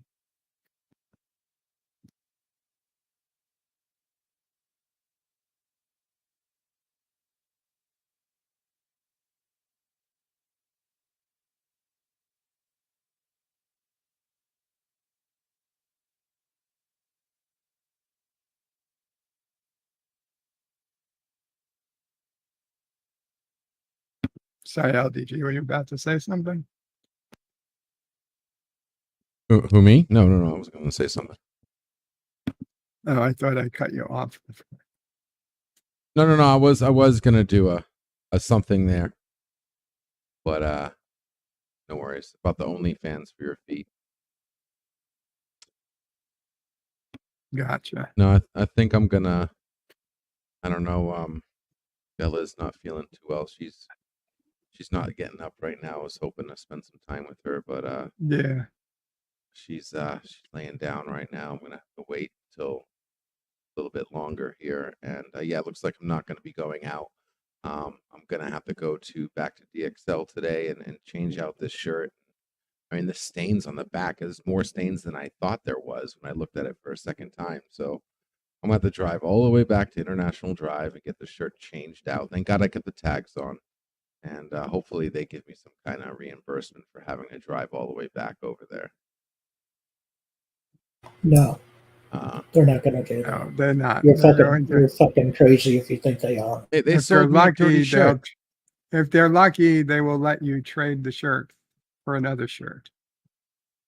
Maybe refund it. They But better. you've already fucking been wearing the shirt for an hour now. Yep. So it's a used It doesn't shirt. ma- it has nothing to do with being worn. They said you have Yes, 30 it does. days. And the tags have to be on it. I said, so I can wear it with the tags on, and if I don't like it, I can bring it back. She goes, yes, as long as the tags are on it. I'm like, all right. Oh, then So they'll I'm get a refund. changing this shirt here shortly. I just like this shirt. The only reason I wore it is because I wanted to take pictures with Bella, and I wanted this shirt to be the shirt I was wearing. That's all. The stains are on the back; they're not on the front. But you damn well better believe you sell somebody a dirty shirt like this, and I don't know what that is. If that's ink, that's dye. Maybe it got dyed wrong. I don't know. It doesn't look like it's semen. dirt. Yeah, it doesn't look like it's someone had a cheeseburger on the damn thing.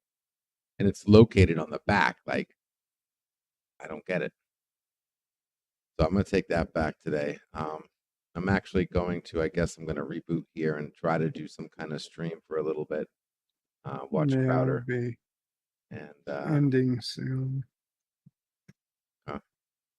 but John yeah, no, Araki Bert, says, I'm sorry. no, I was saying I just I woke up a little late this morning, and Yvette said you were having a rough morning, so I wanted to come by and at least hang out He with was you. agreeing, Josh Street, agreeing, not a block. I totally get how life sucks, man. I'm with you. You know, just got to deal with it, get back up. John Araki says, no. oh, sorry. Go ahead. Go ahead. I'm not good at these talks. Go ahead. John Araki says, I want to hear the mop story of the time Bird brought home a girl she absolutely did not approve of. I'll be honest, John Araki, there is no such story because I never brought home a girl. Not while Mama Prey lived with me. And never while I was living at home. There was no girl to bring home. I didn't bring home girls till I was living on my own. Mama Prey didn't know anything about them for the most part.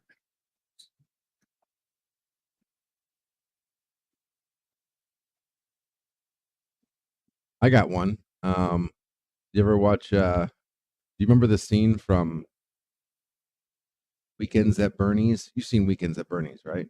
Yeah, I saw Weekend at Bernie's many years ago. Remember the scene? Remember the scene where the main character brings home the female, and the father's walking through the house like half asleep in his underwear? Not really. Okay, so there's this scene where he brings home the main chick woman, that the two that end up getting together at the end of the movie, and brings them home from a date, and his father walks in the living room while they're making out on the couch in his underwear, stretched underwear, stained underwear. That's it. So one day, I'm coming home with my girlfriend, and I said, "Okay, parents are asleep. Nothing here to worry about. Nothing here to worry about." And I go to come home, and my father just so happens to be. He hears us coming home that night, and I go to open up the front door. Dad thinks it's just me. He opens up the door, and he's just wearing his underwear. He's in the exact same outfit, stretched underwear, completely naked. And I'm sitting with my girlfriend at the front door, and I'm like, "Oh my god!" Total same exact moment. It was funny.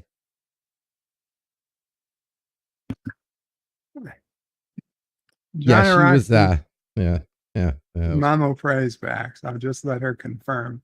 What? John Araki says, I want to hear the story of the time Bird brought home the girls she absolutely did not approve of.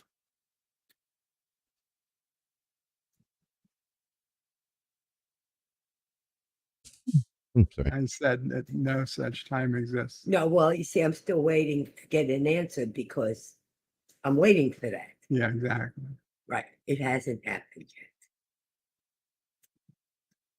He brought home a few girls I did approve of, but he didn't. What are you talking about? Huh? What are you talking about? I brought. Uh-oh. I, Juicy. what girl did I ever bring home? Well, they came home. I mean, they were at the house. I don't say you brought them. They were at the house. Well, okay, you don't want me to name names, but they were sisters.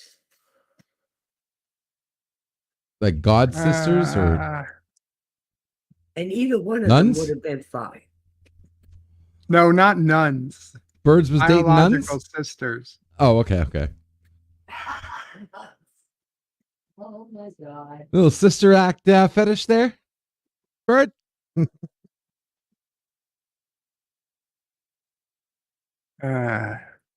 John Araki says, dish it. Mama Prey. What is he- I don't remember them going to your house. No. Well, That's what I was talking about. no. I'm to bringing my them house. No. home. You weren't living here. No. But you were in the hospital. And with any. No, he never brought home a girl like this. But you know what? In all know of. honesty, if it was someone you were interested in, I would be happy. Unless she was an outright murderer or scam artist,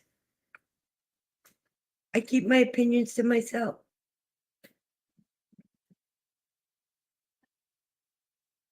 Fodder Stomp, Kapla Fodder Stomp said, wait, both at the same time. No comment. Bird had two nuns at the same time.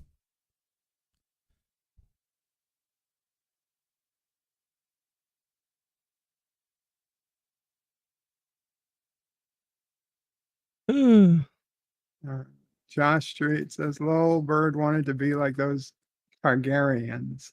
Oh, was today Monday? Today's Monday. John Araki says, no one catfish. Bird will pray fine. Yap After Dark says, weekends at Karoga.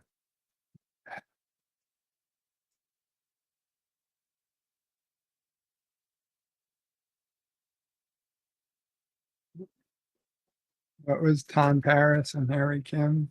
The Delaney sisters? Mm-hmm.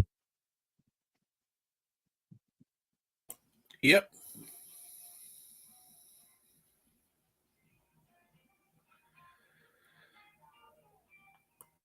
I'm just glad we got to meet them instead of just hearing about them.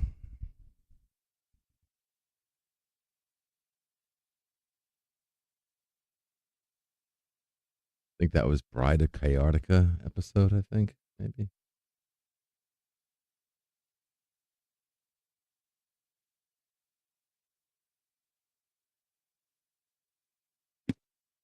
Well, I think you're gonna call it a stream. I gotta attempt to force down some breakfast and hopefully not vomit. Thank you guys all for coming. You No worries, wanna Bird. Anytime, bud. Anytime, man. I'm with you. This was a tough one Yeah, I guess today. I'm gonna pop up a stream here and see what happens. So if anybody wants to continue, I'll be going live shortly. Okay. Kanaragi says Ensign Kim stayed in Ensign because he failed Calc 2. Thank you guys. Anything you guys want to say? Positive candor, Captain? Just take care of yourself, Bird. Get you feeling better and try not to overthink things. I will try. And thank you, Positive Candor. Kapla. Blah. All right, guys. Take care, Bird. Hey, if you need anything, let me know. And I will see you later today. Okay. Kapla.